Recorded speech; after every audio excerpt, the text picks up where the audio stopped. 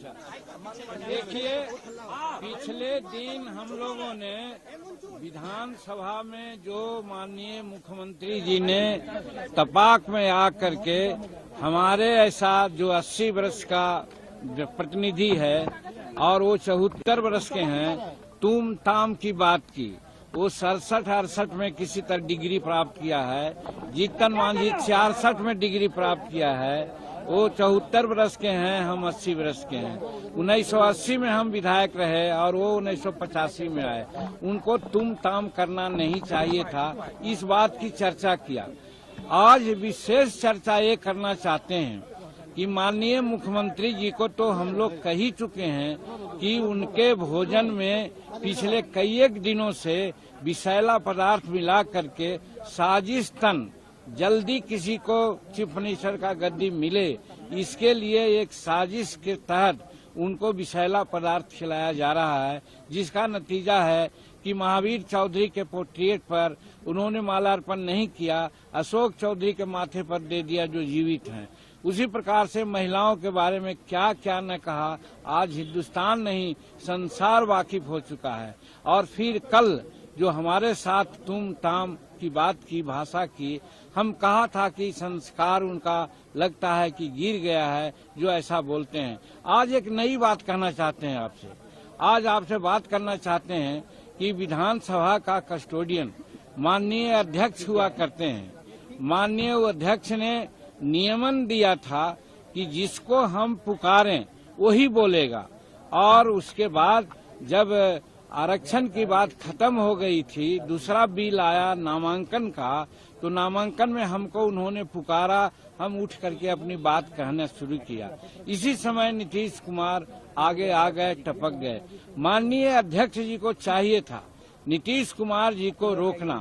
नीतीश कुमार मुख्यमंत्री के साथ साथ सदन के नेता हैं। जब नियमन जो अध्यक्ष का होता है वो नहीं पालन करेंगे तो अन्य सदस्यों से क्या अपेक्षा हो रखते हैं।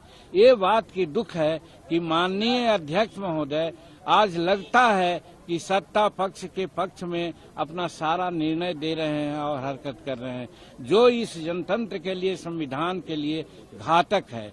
और इसीलिए आज विशेष मैं कहना चाहता हूं कि मुख्यमंत्री तो दोषी है ही हैं, मुख्यमंत्री से कम दोषी हमारे अध्यक्ष महोदय नहीं हैं, जो शेड्यूल कास्ट की बात को सुनना नहीं चाहे, सुनाना नहीं चाहे। हम क्या कह रहे थे, वो लोग कहना चाहते हैं कि आरक्षण का बिल का हम लोग विरोध करते हैं। कतई नहीं, हमारे एनडीए के साथी लोग बढ़ चढ़ करके ये कहा कि हम समर्थन नहीं बल्कि सर्वसम्मति से इसको पारित किया जाए, और बाद में उन्होंने घोषणा की।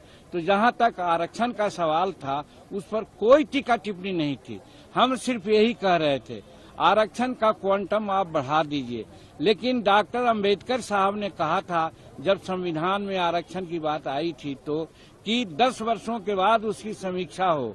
हम नीतीश कुमार से यही जानना चाहा, आप कम से कम 15-18 वर्ष में और 15 वर्ष पहले आपके बड़े भाई ने जो शासन किया, कितने दलितों को उन्होंने आरक्षण दिया है, कितना बैकलॉग है, इसके बारे में कुछ सोचा महोदय? तो उसी प्रकार से ये 20% न कर दें, आप 25% कर दें, उससे कोई फायदा नहीं है। हम उदाहरण साइट किया कि 1971 से यहाँ पर रोस्टर नियम लागू है।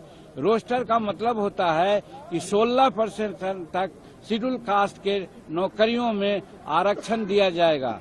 आज जानते हैं दुख कहते हुए हो रहा है। हम तो समझते हैं कि सत्ता पक्ष के लोगों को शर्म आनी चाहिए कि आज 73-74 वर्ष संविधान लागू हुए हो गया, और जो रोस्टर लागू की बात आती है तो उधर 71 में हुआ तो कहने का मतलब है कि 29 वर्ष उधर हुआ और 23 वर्ष इधर हुआ, तो कम से कम 40-50 वर्षों का अवधि में कितना प्रतिनिधित्व है?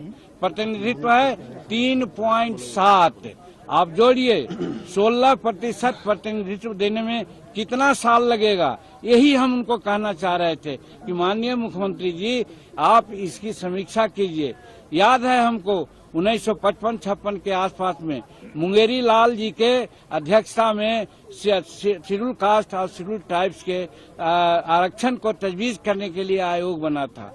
उस समय कहा गया था कि 7% आरक्षण मात्र मिला है और बाकी बैकलॉग है। आज मैं